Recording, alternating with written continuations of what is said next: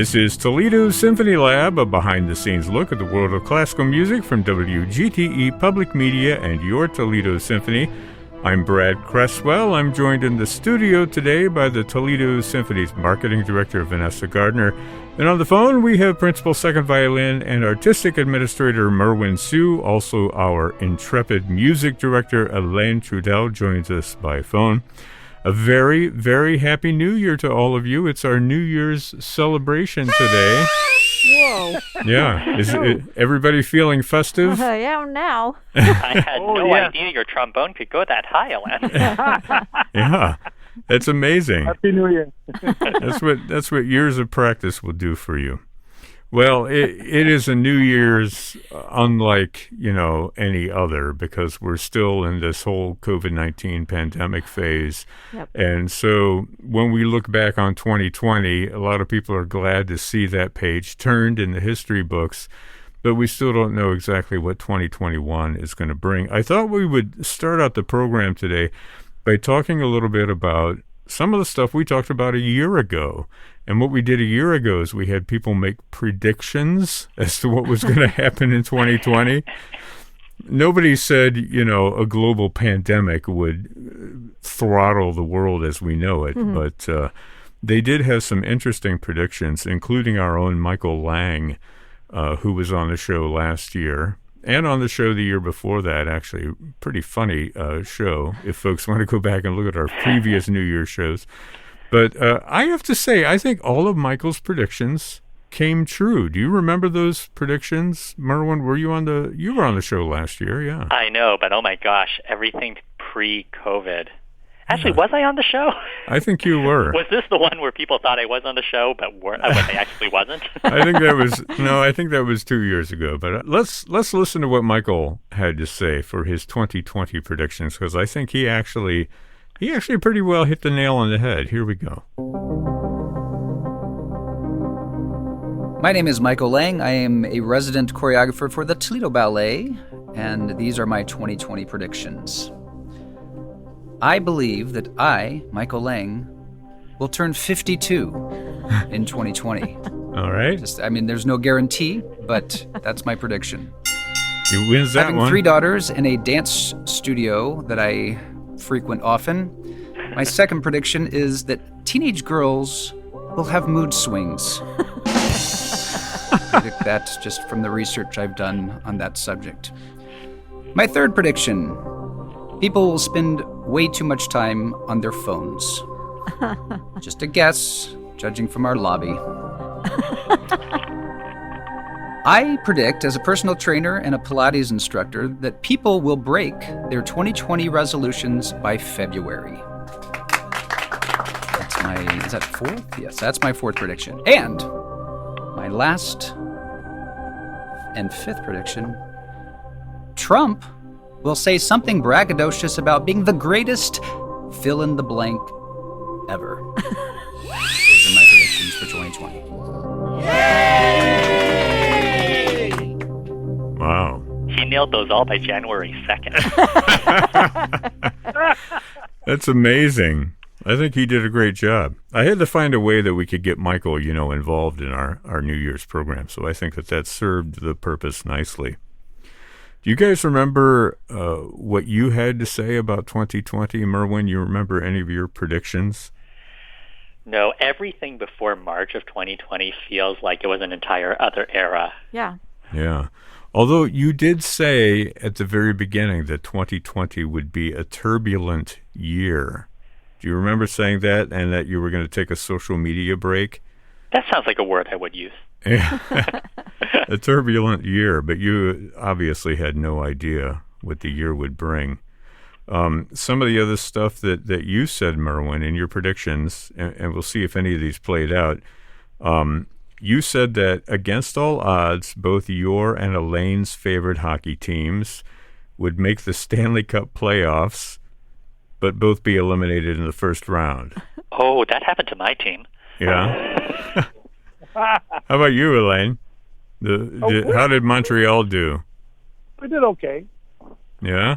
The thing is in Montreal, if you don't do the cup, if you don't win the cup, it's it's a big failure. So we've been failing for 25 years. Yeah, I was going to So say. playoff or no playoff, it really doesn't matter. Yeah. To win the cup. It's like the last 20 years of the New England Patriots, you know. Nice. You know what you also said, Merwin? Some of your other predictions included Beethoven. You know, that you said that listeners would not get tired of Beethoven's music, but they'd be tired of Beethoven movies or St. Bernard jokes. Vanessa, you get that joke? Yeah, I do. Okay. You weren't here last time. No, but so. I do get it. That sounded like a rueful, tired chuckle. I think that works. Yeah, we'll give it a little extra laugh there from Mozart. Makes sense. Mozart would be laughing at Beethoven. What'd you say, Elaine? I have a comment for you. We should say you've got your little... That was funny. Excellent. Your daughter is there with you. That's an editorial comment. She said, no, it's funny. That's good, because we want to be funny. So these are the predictions that I made, actually, and you can tell me how I did with these. Let me pull up a little music, actually, for this. Oh, wait, how come I didn't get the music? Well, that's because I forgot. Oh, okay, good. Okay. That's fair. I've got the music here somewhere. There we go. Now we'll pull it up. And after I finish this, Merwin, if you have any other predictions you want to make, you can jump right in. For with the 2020? music. For 2021. Okay. My resolutions from last year were that classical music will play a stronger role in people's lives. I mean, in some cases, you could say that's... Wow. Absolutely. That's sort of true. You got that one right. That's good. Yeah, absolutely. I also said Toledo Symphony Lab will continue to win awards as the best radio show in its time slot. Yay! Right? And we did. We won more awards. So, yeah, I'm 2 for 2. And my last prediction was that Merwin would receive a Genius Grant. Oh, so close, but yet so far. Oh, well. What predictions do you have, Merwin, for this coming year? Oh, wow. I think that's a really tricky one. I predict that the host of Toledo Symphony Lab will catch me off guard multiple times, including right this moment. That's right. Giving you no warning whatsoever of what's to come. I predict that every single member of the Toledo Symphony Lab cast will always arrive on time. No. And I predict that we will all get really cool nicknames. Really cool nicknames. Oh, remind me, Vanessa, what was your nickname? Doug. Doug. Doug the dog, right? That's right. Yeah. Folks have to go back. See, this is our New Year's show, so people are going to have to go back and hear prior episodes to get Can I some be of Squirrel? these references. You can be Squirrel. Squirrel. I actually have Vanessa saying Squirrel somewhere on my soundboard. I have to go looking for it. Oh, dear. While we've got the predictions music going, Alain, do you have any predictions you want to make for the coming year? Oh boy, that's a tough one. This year, let me see. Well, I could go with those Michael prediction, but we're all going to get a year older and all that. But let's try to make a real one. I predict that this will be the year where we come back to some kind of normal. So next year when you play it, put the part that's somewhat louder. I predict that. I predict there will be an 81st consecutive Nutcracker. Yay! Because that's not hard, because we're able to do an 80th one this year, so that was a miracle. And I predict we'll all be together here at giving predictions, all of us, and maybe more people giving predictions next year. Absolutely. Well done. Vanessa, you want to venture any predictions for us? Hang on a second. Let me pull up some music for you. Oh dear. I predict that Alain will be able to come back to Toledo. Yeah, that's a big one right there. I predict that I might take the French horn out of the case. Your French horn, right? My French horn. Okay. Yes. Let's see. And I predict that I will be able to do a headstand. Wow, a headstand. Very nice. Check back. Yay! Check back in 365 days. We'll check that. We'll see how you did with that headstand next year when we come back and talk about Or it. flip the selfie. I think showing a headstand on the radio is absolutely the best way to prove it happened. Yes, you're doing a headstand right now, yeah? Totally. Exactly. Very cool. Well, we've referenced a little bit the Nutcracker, and I know you guys have had a whole palette of performances for streaming online. Let's kind of just go back and talk about some of the highlights that are still up there, because folks can still get the Nutcracker, right, as we head into the new year. Yes, there are 2 performances of the Nutcracker available. The Saturday evening cast and the Sunday matinee cast.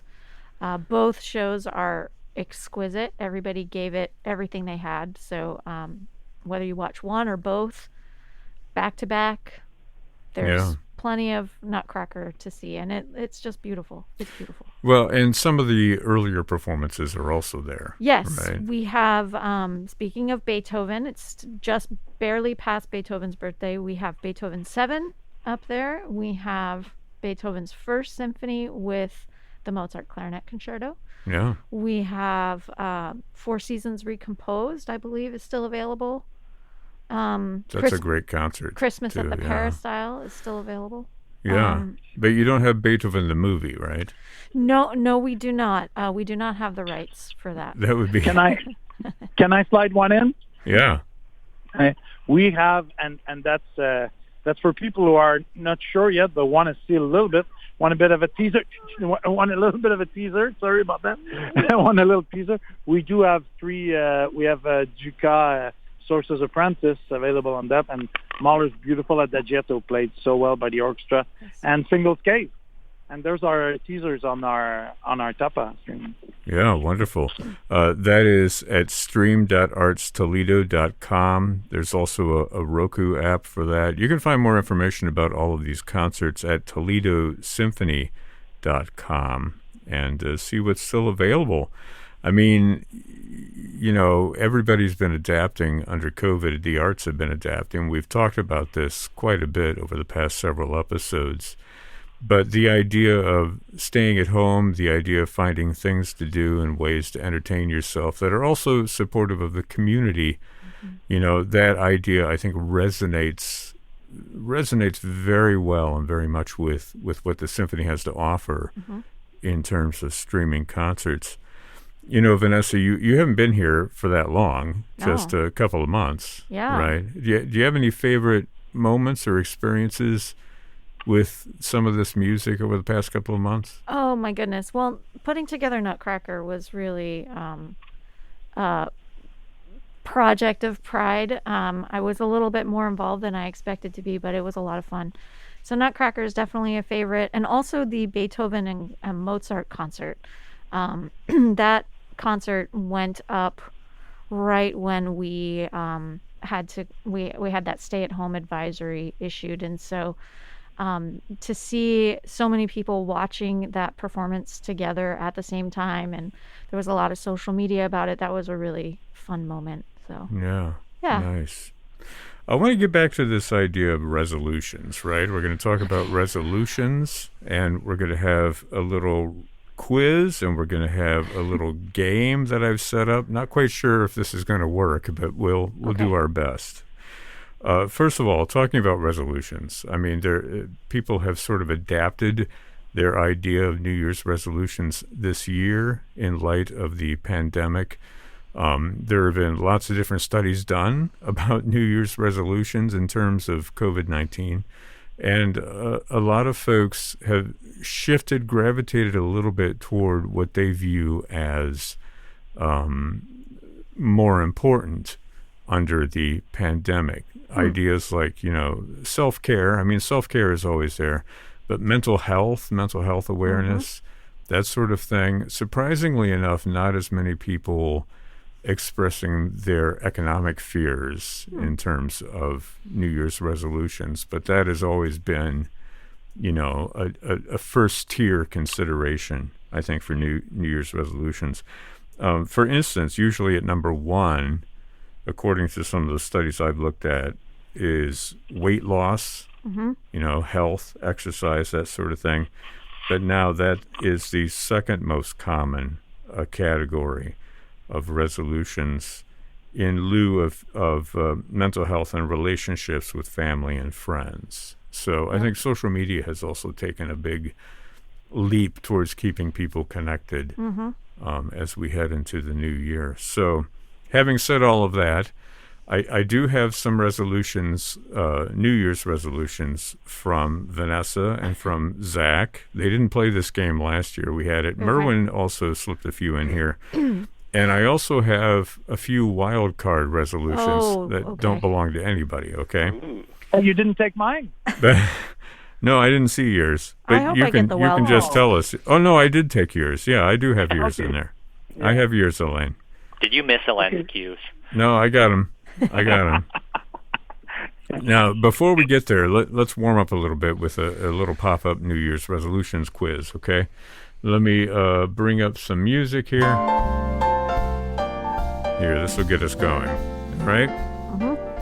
So, first question here. The tradition of making New Year's resolutions began with, was it the early Christians, was it the Babylonians, or was it the ancient Romans? Ooh. Anybody got a clue? I'm going to go with Christians. I'll go Romans. Babylonians. Yes. Elaine wins that question. So much merit. It was the ancient Babylonians 4,000 years ago, but it was in March, right? That was their new year in March. Wow, this is very much kind of like an orchestral way to answer these questions, like never be first. Exactly. That way we can talk about all the answers. Yeah. So we go back to the Babylonian culture, let's say 1800 BC or so. The most popular resolution at that time was it reaffirming loyalty to the king? Was it repaying debts? Or was it returning borrowed objects? Ooh, returning borrowed objects. Or was it all of the above? Oh. Then my answer's still right.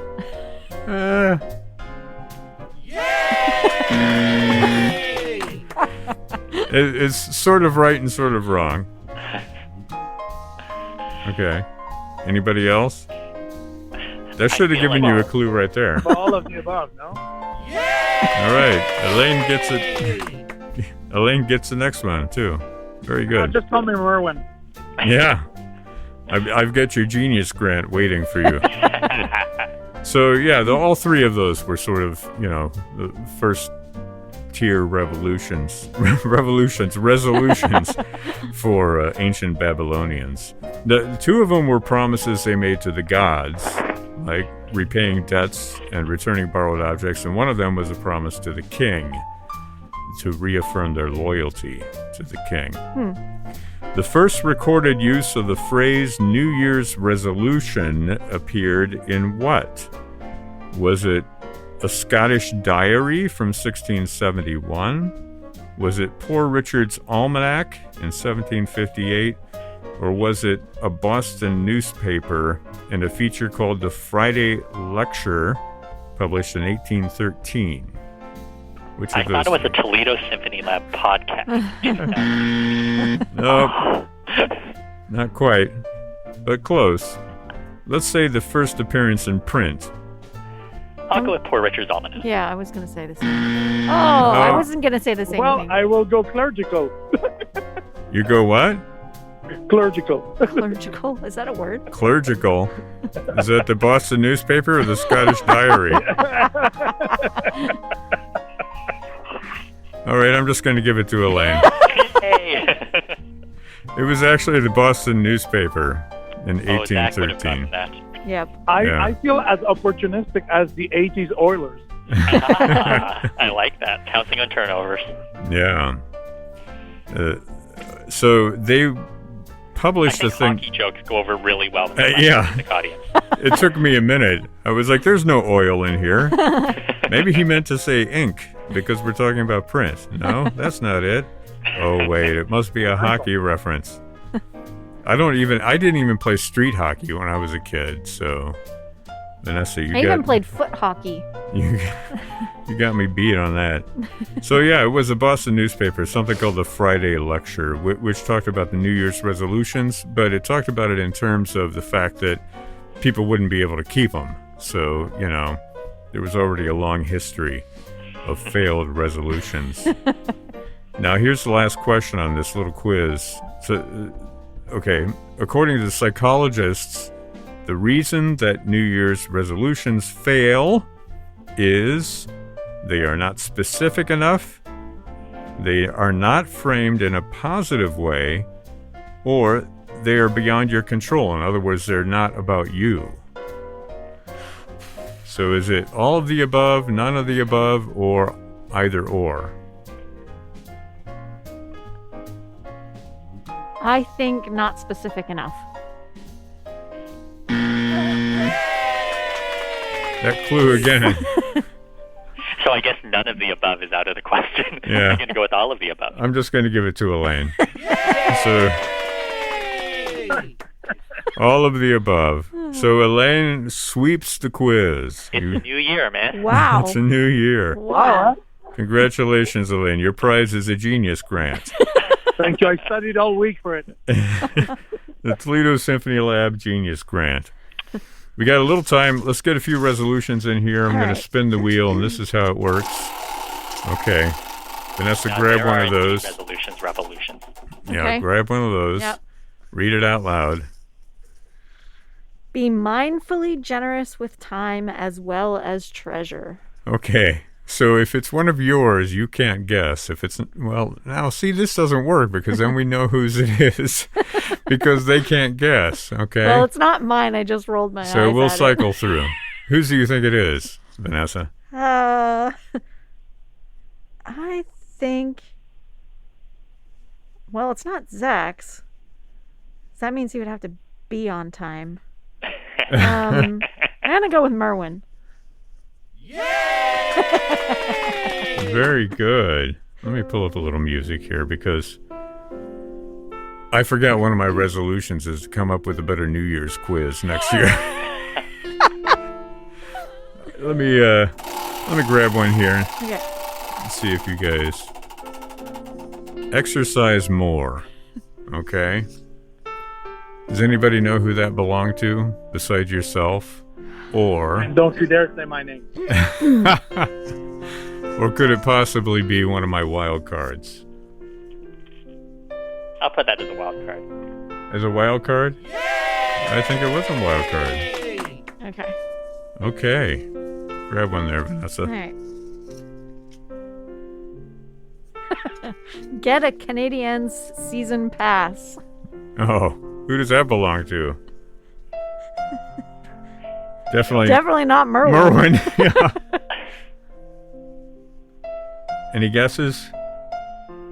I made that one up. Yeah, it You sounded did? like a wild card. Oh. Yeah, that's a wild card. That Okay. sounded like a wild card. It wasn't Elaine Elaine. doesn't need to suffer that much. I think he would beg to differ. Okay, I'm going to grab one here. Do some cardio. Anybody have a guess? That's sort of like the exercise thing. Do some cardio. Vanessa, tell us who that belongs to. That was mine. That was yours. Yeah. Grab one more there, Vanessa. Oh, right. My turn. Okay. Oh, dear. Find a new job. I think that belongs to Zach.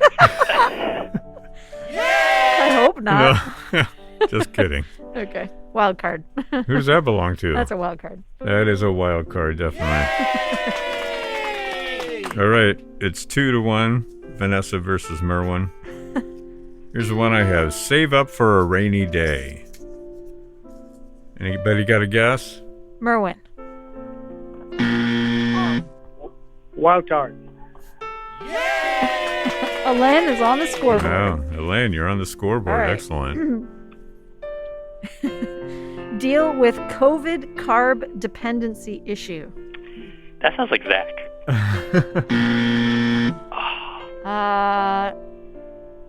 Brad. Keep trying. Wild card.